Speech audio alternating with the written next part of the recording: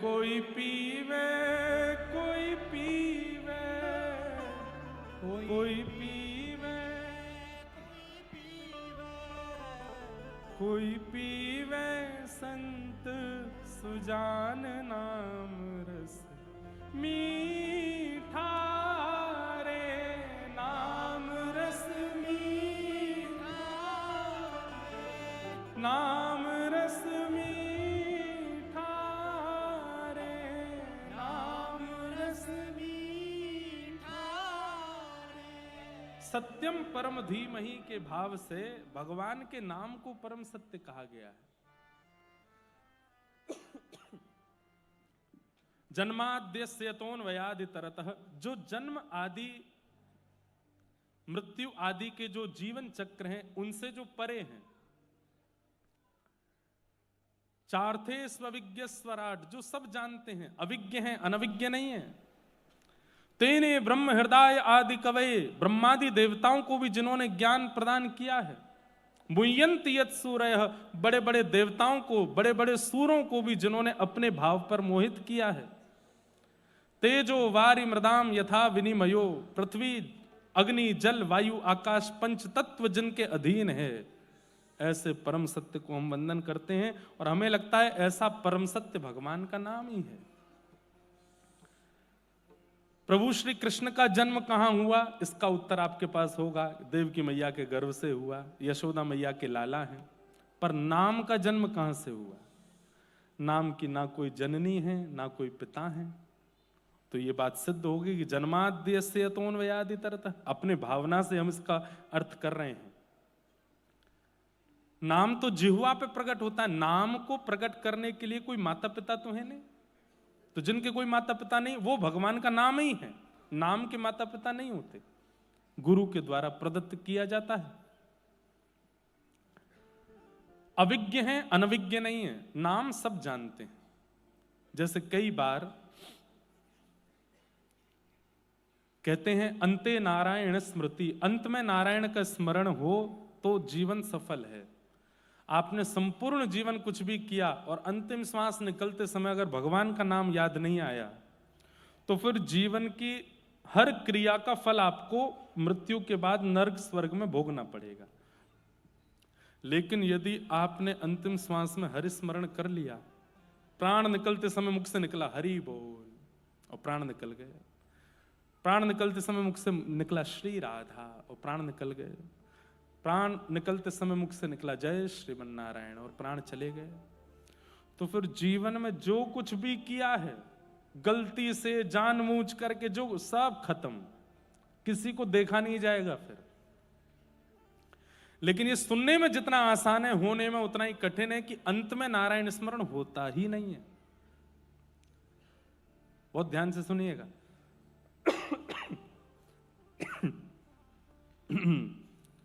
उत्तर भारत का प्रसाद है।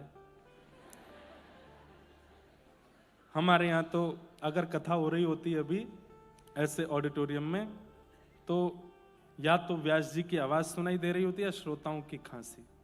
आप लोगों के यहाँ तो मौसम बढ़िया है, हमारे यहाँ तो बहुत उबड़ खाबड़ चल रहा है। तो माइंड मत करना अगर बीच बीच में हम हो जाएं। क्या बता रहा था मैं? अंते नारायण स्मृति। व्यक्ति जीवन भर कुछ भी कर ले और अंत में नारायण स्मरण करे तो उसके जीवन के किए हुए समस्त दोष भुला दिए जाते, पर अंत में नारायण स्मरण होता ही नहीं। कहते हैं कि व्यक्ति के जब प्राण निकलने की स्थिति आती है उसको अपना पूरा जीवन याद आता है।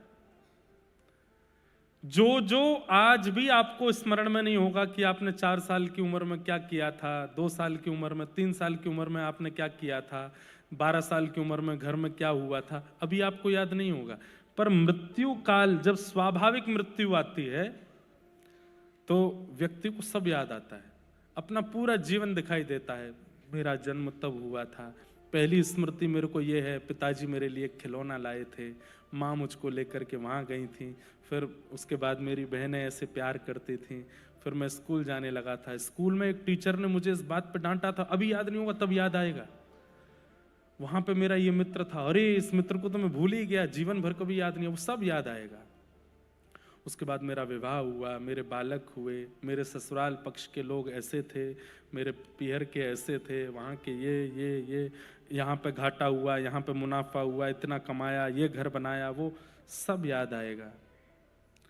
पर यदि आप भक्ति हृदय के व्यक्ति नहीं हैं तो सब याद आएगा, पर ये याद नहीं आएगा कि आपने दादर में कथा सुनी थी। आप कभी, बहुत सीरियस बात कर रहे हैं हम, ये याद नहीं आएगा कि आप वृंदावन गए थे, ये याद नहीं आएगा कि पंढरपुर में आपने सेवा की थी। अंत में हरिस्मरण नहीं होता। और ये आपके कर्म डिसाइड करते हैं कि आपके अंतिम क्षणों में आपको क्या याद दिलाना है। क्यों हमारे संत जन आज्ञा कर रहे हैं, क्यों ग्रंथ आज्ञा कर रहे हैं कि कलयुग केवल नाम आधारा। कलयुग में ज्ञानी होना बहुत अच्छी बात है, कलयुग में विरक्त होना बहुत अच्छी बात है, पर कलयुग में नाम जापक होना बहुत जरूरी है। क्योंकि कलयुग में ज्ञान हो सकता है कि अंत काल में आपको उबारने नहीं आएगा, वैराग्य नहीं आएगा, नाम आएगा। नाम ही, जितना नाम जपेंगे, जितना नाम आपका दिन भर में होगा, वो नाम किस लिए होगा कि आपका जब अंतिम काल आएगा तो आपको और कुछ याद नहीं आएगा, बस यही याद आएगा कि पहली बार मैं वृंदावन कब गया था, गिरिराज जी की परिक्रमा कैसे करी थी, पंडरीनाथ भगवान कैसे दिख रहे थे, राधा रमण जी ने कैसी पोशाक पहनी थी, बिहारी जी में कैसे मनोरथ हुए थे, उस कथा में हमने क्या सुना था, उन महाराज जी ने क्या बोला था, कौन कौन से भक्त मुझे जीवन में मिले हैं, कौन से भक्त मुझे प्रिय हैं। ये नाम का प्रभाव होगा। जब नाम असंख्य स्थिति में आपने जीवन में जपा होगा तो अंतिम क्षण में केवल भगवत स्मृति होगी, और अंत में यदि नारायण स्मरण हो गया तो आपका जन्म लेना सफल हो जाएगा। फिर अब पता नहीं बात समझ में कितनों को आई कि नहीं पता नहीं, पर ये बात समझ में आ जाए तो आपका कथा सुनना सफल है। नाम इतना जपिए, इतना जपिए, इतना जपिए कि महाराज लिमिट क्रॉस कर दीजिए। घर वाले भी कहने लगे भाई बस बहुत हो गया। पहले तो पति बोले कि बहुत हो गया, पत्नी बोले बहुत हो गया, फिर उसके बाद धीरे धीरे बच्चे बोलने लग जाए माँ बस भी करो, पूरे दिन तुम नाम ही जपती रहती हो। फिर सास ससुर तक बात पहुंच जाए। भाई देखो, जब किसी व्यक्ति को व्यसन लगता है ना, तो सबसे पहले उसके सबसे पास वाले को पता चलता है, तो वो रोकता है, ए भाई ये सब मत किया कर, ये गलत बात है। लेकिन फिर भी व्यसन करता है। फिर बात थोड़ी बाहर चली जाती है, बाहर के 2-4 लोग कहते हैं भाई ये सब मत किया करो, अच्छी बात नहीं है, लेकिन वो फिर भी करता रहता है। फिर बात घर के बड़े बुजुर्गों तक पहुंच जाती है, वो भी रोकते हैं, फिर भी नहीं रोकता, फिर छुप छुप के करता है। और एक समय आती है, मीराबाई कहती हैं, अब तो बात फैल गई जाने सब कोई, अब तो बात फैल गई जाने सब कोई। क्या? मेरे तो गिरधर गोपाल, मेरे तो गिरधर गोपाल, दूसरों न कोई, दूसरों न कोई, मेरे तो गिरधर गोपाल। अब तो फैल गई बात। उस दिन मानो हर व्यक्ति टोक जाता है आपको, भाई बस कर, इतना क्यों करता है। तब समझो कि अब नाम शुरू हुआ है। अब जितने संसारी हैं इन सबको पीड़ा हो रही है मेरे नाम जाप से। तब छुप के करो, बैठ के करो, बिना दिखाए करो, करो, लिमिट क्रॉस कर दो नाम जप में। पता चली 2 महीने बाद घर में कलेश हो रहे हैं बंबई में, कौन करवा के गया? महाराज जी करवा के गए। वही कह के गए थे ऐसा नाम करो। नहीं, विपरीत तो देखो, जब आप भक्ति मार्ग में आएंगे ना तो समाज विपरीत होगा। पता नहीं क्यों कुछ लोगों के चित्त में कलयुग प्रवेश करके आपको दोषी दिखाने लगेगा कि ये दोषी है, इसका अपमान करो। और बस उस समय धैर्य रखिएगा, धैर्य मत टूटने दीजिएगा। कई बार बंधुओं, समाज आपके पीछे पड़ता है अपनी इच्छा से, कई बार ठाकुर जी पीछे पड़वाते हैं आपको परखने के लिए। कल मैं कथा प्रसंग सुना रहा था श्री पुरंदर दास जी का। उनके साथ भी एक लीला करी विट्ठल भगवान ने। ध्यान से सुनना। तो एक बार की बात है, दरबारी पुरंदर दास जी, कल हमने कथा सुनी थी उनके प्रसंग में कि वो महाकंजूस थे, फिर विट्ठल भगवान ने एक लीला करके उनको भक्त बना लिया। जिन्होंने कल नहीं आए थे वो कल की कथा सुन लेना, तो पुरंदर दास जी का चरित्र आ जाएगा स्मरण में। तो जब वो भक्त बन गए, अब तो ऐसा होने लगा कि जैसे ही भक्ति प्रारंभ होती है ना बंधु, एक बात बहुत ध्यान से सुनिएगा, जब भक्ति प्रारंभ होती है तो कुछ समय तक अनुभूतियां बहुत होती हैं।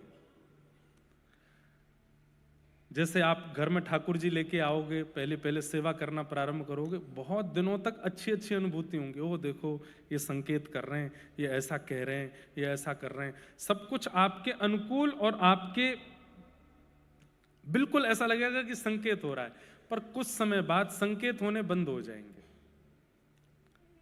संकेत होने भी बंद हो सकते हैं, या फिर दूसरा आप कहो कि आप इतनी सेवा कर चुके कि अब आप यूज्ड टू हो गए सेवा के, अब आपको संकेत होते ही नहीं है। रोज 6 बजे सेवा होती थी सुबह प्रारंभ, अब कह रहे हैं ठीक है 7 बज गए, कोई बात नहीं, 8 बज गए, ठीक है घर गई तो ठाकुर जी कर दो। ऐसी स्थिति आने लग जाएगी। संकेत धीरे धीरे कम होंगे। बीच में ये स्थिति सबकी बनती है। बहुत बिरले ही ऐसे होते हैं जिन पर गुरु कृपा या नाम की कृपा होती है, जिनके जीवन में भक्ति में ये थोड़ा आलस्य नहीं आता हो, नहीं तो आ जाता है। तो पुरंदर दास जी जब भक्त बन गए और पंढरपुर सब छोड़ छाड़ के पंढरपुर में आके निवास करने लगे, तो उनका इतना यश हो गया सब जगह कि पुरंदर दास जी अब जब मंदिर में आते थे ना, तो विट्ठल भगवान के श्री अंग से एक दिव्य सुगंधी निकलने लगती थी, और पंडरीनाथ भगवान के मुखमंडल पर एक अलग तेज आ जाता था, और दर्शन करते करते लोग आश्चर्यचकित हो जाते थे। हम तो बहुत देर से देख रहे हैं, अभी तो ऐसे नहीं चमक रहे थे, अचानक से कैसे चमकने लगे। तो पुजारी जी कहते पुरंदर दास आया है, उसको देख के ठाकुर जी चमकते हैं, खुश होते हैं।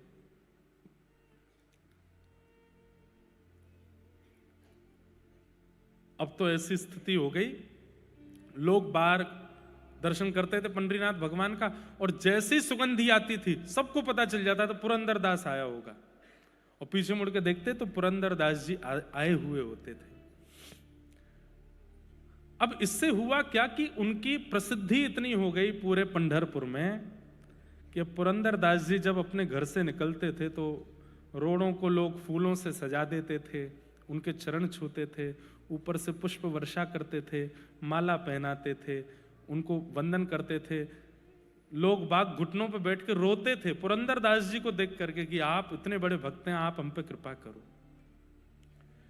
भक्ति में प्रसिद्धि मिले आपके हाथ में नहीं है, पर प्रसिद्धि को स्वीकार करना अस्वीकार करना ये आपके हाथ में है।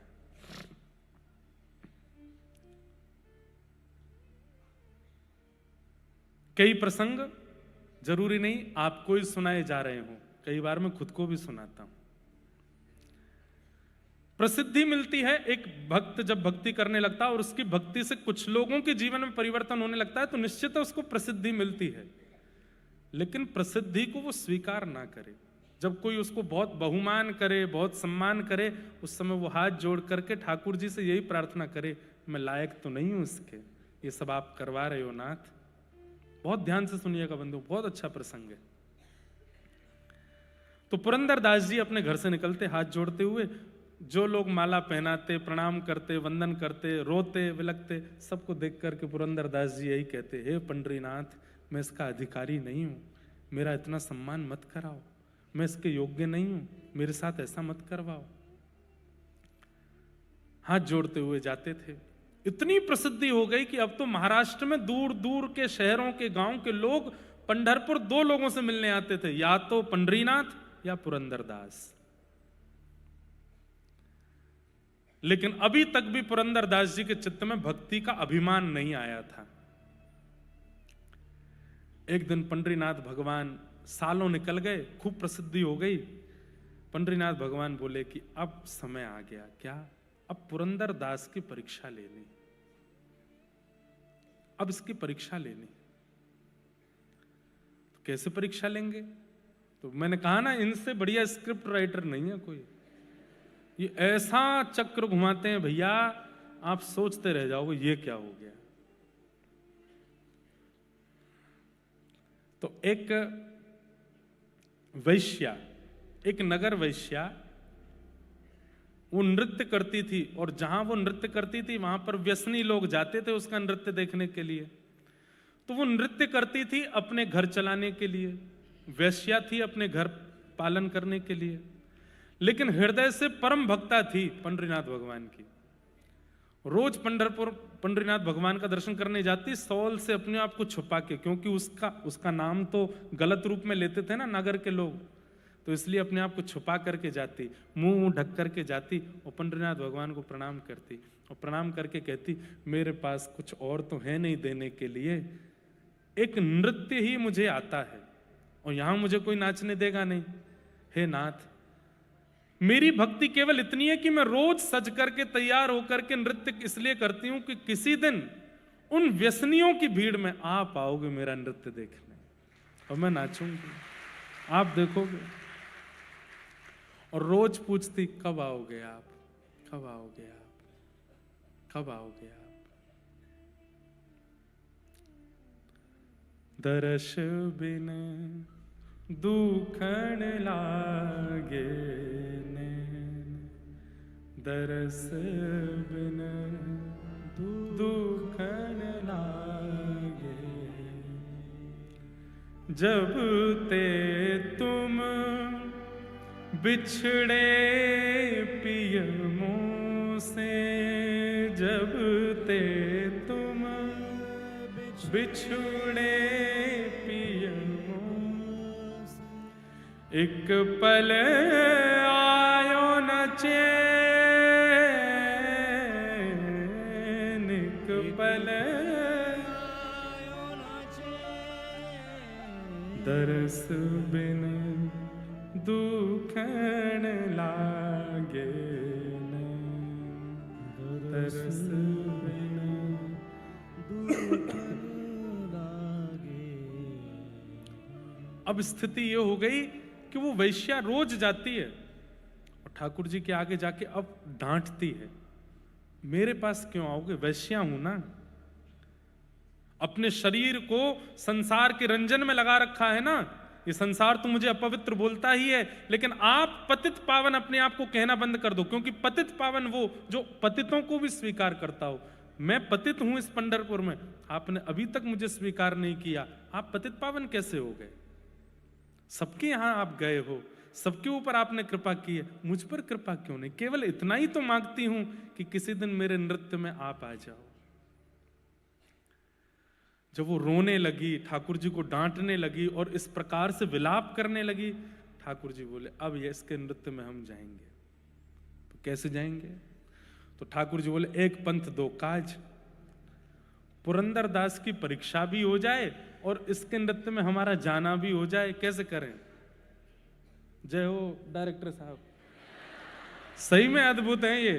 क्या किया पता है? पुरंदर दास का रूप धारण करके नृत्य में चले गए।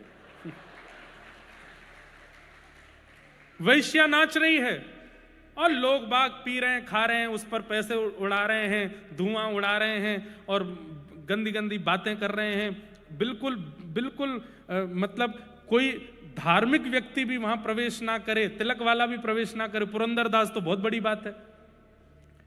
ऐसी सभा थी और वहां पे वो वैश्या नाच रही थी और इतने में ही पुरंदर दास वहां आए। तो जो लोग आड़े टेढ़े लेटे थे, पहले तो पुरंदर दास को देखे, आज ज्यादा चढ़ गई है हमको, हैं? ये कहां से आ गए यहाँ पे? पुरंदर दास को देख करके अपनी आंखें मीड़े, फिर खोल के देखे, है तो वही। पुरंदर दास जी वहां पहुंचे और जाकर के जो बैठे थे उनसे, लाओ भाई मसनद हमारे लिए भी लगाओ, आज हम भी देखें क्या नृत्य है। लेकिन वो वैश्या, उसके तो हाथ पांव कांपने लगे। बोले कि हरि नहीं आए, लेकिन हरिजन आ गए हैं। और हरिजन आए हैं बंधुओं, हरि अगर प्रसन्न होंगे तो वैकुंठ प्रदान करेंगे, लेकिन हरिजन यदि प्रसन्न होंगे तो हरि को प्रदान कर देंगे। हरि प्रसन्न हो ये बाद की इच्छा होनी चाहिए, हरिजन प्रसन्न हो ये पहली इच्छा होनी चाहिए। हरिजन प्रसन्न, आपने हरिजनों को ही उठा रखा है, हरि रिझेंगे आपसे? हरिजनों को ही पीड़ा दे रखी है, हरिजनों को ही कष्ट दे रखा है, हरिजनों को रुलाया है, हरि कैसे मिलेंगे आपसे? वो तो इतनी प्रसन्न हो गई, हे पंडरीनाथ अब आप भले ही मत आना, मुझे तो मिल गया, मेरे हरिजन आ गए सामने, अब तो वो ऐसा नृत्य करे, ऐसा नृत्य करे। लेकिन वहां जो बैठे व्यसनी लोग थे उनको नृत्य दिखाई नहीं दे, वो तो पुरंदरदास को देखें और आपस में चर्चा करें, हमारी पत्नी इनका प्रवचन सुनती है, अभी रुक उसको पकड़ के लाता हूं, दिखाऊं तो सही उसके गुरु का रूप। दौड़ा दौड़ा गया, कोई अपनी पत्नी को बुलाने गया, कोई अपने मित्रों को बुलाने गया, कोई अपने जो जो प्रवचन सुनते थे, जो जो उनको प्रणाम करते, सबको खींच के लाया, देखो तुम्हारा पुरंदरदास क्या कर रहा है। और सब लोग आकर के अपने मुंह पे हाथ, हाय राम हाय, ये पुरंदरदास वैश्या, छी छी, राम राम राम राम राम। हमसे कहा मोह माया से दूर रहो, खुद आ गए यहां पर। हमसे कहा ऐसे मत करो, और खुद बैठे यहां पर वैश्या का नृत्य देख रहे हैं।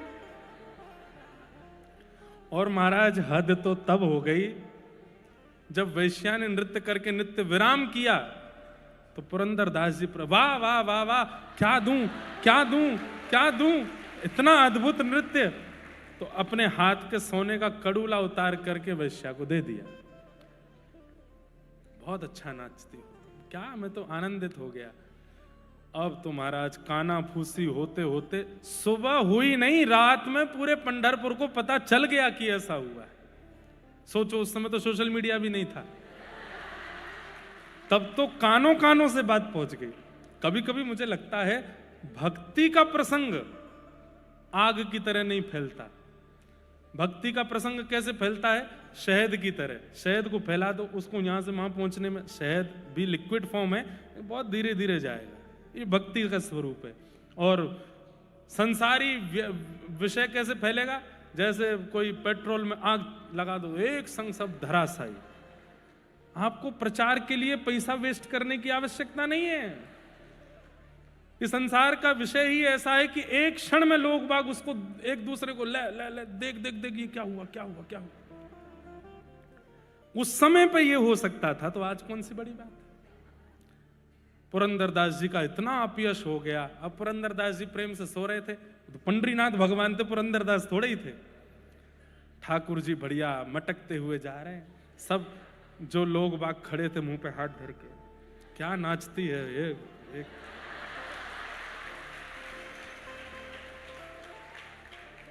दो चार लोग बोले अब तो आप भी हमारी कम्युनिटी ज्वाइन कर लिए, कल भी आइएगा और बढ़िया व्यवस्था रखेंगे। इसलिए हम कहते हैं बहुत बढ़िया डायरेक्टर हैं ये। लेकिन ठाकुर जी तो अंतर ध्यान होके मंदिर पहुंच गए। मंदिर में जाकर के आप खड़े हो गए, रुक्मणी जी क्रोध में खड़ी, क्या करके आए हो ये? पूरी लीला देखी मैंने आपकी, ये सब क्या करके? बेचारे पुरंदरदास का ऐसा अपयश आप क्यों करवाया है? देवी, ये मैं परीक्षा ले रहा हूं। पुरंदर अब भक्त हो गया है, उसका इतना सम्मान हो गया है, पूरा जगत उसको पूजने लगा है। ये परिस्थिति देख करके मैं देखना चाहता हूं वो मेरे प्रति अब कैसा भाव रखेगा, उसके मन में क्या आएगा। और तुम भी देखना, ये परीक्षा मुझे करनी है, और केवल पुरंदर की नहीं, मैं अपने सब भक्तों की ऐसी परीक्षा लेता हूं, मुझे करने दो। प्रातः काल आज का सूर्य उदय सुखद नहीं था। अब हंसना नहीं, गंभीरता से सुनना। पुरंदरदास जी नित्य की भांति सुबह ब्रह्म मुहूर्त में उठे, उन्हें तो कुछ पता ही नहीं था क्या हो गया पंढरपुर में। उठ करके तिलक स्वरूप आदि लगा करके तैयार हुए। तैयार होने के बाद में अपना नित्य नियम करके, उनको तो था कि गेट खुलते ही भीड़ खड़ी होती है, पुष्प के वो लगाए रखते हैं लोग। आज जैसे कोई नहीं था, दूर दूर तक सब अपने घरों में खड़े हैं और रो रहे हैं। किस लिए? कि हमारे साथ धोखा हुआ कि हमने इनकी कथा सुनते थे, इनका प्रवचन, इनके कीर्तन में जाते थे हम। लोग आकर के चरणों में गिरने लगे, हे पुरंदरदास जी, कह दीजिए कि रात्रि जो सुना वो असत्य है। बोले क्या सुना तुमने? क्या हुआ रात्रि को? अरे विट्ठल भगवान सब मंगलमय करते हैं, क्यों तुम चलो दर्शन करने चलते हैं। लेकिन अब बात ऐसी है कि लोगों में बात फैली है, लोगों में अपयश हुआ है, लेकिन अभी तक वो अपयश इस स्थिति में नहीं आया कि पुरंदरदास जी को देश निकाला की स्थिति हो जाए। तो वो कब हुआ? जब मंदिर के कपाट खुले। जैसे ही कपाट खुले, पांडुरंग भगवान खड़े थे, एक हाथ में कड़ूला था, दूसरे में था ही नहीं। और जब दूसरे में कड़ूला नहीं देखा तो पुजारियों ने हल्ला मचाया, बोले तुरंत पंढरपुर की सारी नाकाबंदी कर दो, बाहर कोई निकलने ना पाए। ठाकुर जी के आभूषण चोरी हुए हैं, ठाकुर जी का एक कड़ूला नहीं है, जांच करो, घर घर में जाकर के ढूंढो किसने करी है ये चोरी। जैसी कड़ूले की आवाज रात्रि में वहां बैठे व्यसनियों के कान में पड़ी कि ठाकुर जी का कड़ूला चोरी हो गया है, वो जो कभी मंदिर नहीं जाते थे आज पहुंच गए और जाकर के पुजारियों से बोले हमको पता है कड़ूला कहाँ है। बोले कहाँ है? बोले वो वैश्या नाचती है। बोले हाँ उसके पास है। उसके पास? उसने चोरी की? नहीं नहीं नहीं नहीं, चोरी करने वाला तो कोई और है, सुन के पैरों तले जमीन खिसक जाएगी। कौन है? पुरंदरदास। उसी ने आकर के चोरी करी और कल रात को नशे में मदमस्त होकर के, बिल्कुल अपने होश और हवास में नहीं था, वहां पर वैश्या का नृत्य देख करके उसके मन में जाने क्या बात आई और जेब से निकाल करके कड़ूला उसी को दे दिया। नहीं मिल जाए अगर वैश्या के पास तो हमारा नाम बदल देना, चलो। पुजारियों के पास और कोई रास्ता तो नहीं था। पुरंदरदास जी अभी निकले ही हैं, घर से आए तो थे नहीं। वैश्या के घर पहुंच गए। वैश्या के द्वार पर जब पुजारियों को देखा, वैश्या चरणों में गिर गई। बोले कल रात्रि में तुमको कोई सोने का कड़ूला मिला? नीची नजर है जी, प्रसाद रूप में श्री पुरंदरदास जी ने मुझको दिया। अब वहां कौन समझे कि इसमें सत्य क्या है असत्य क्या है?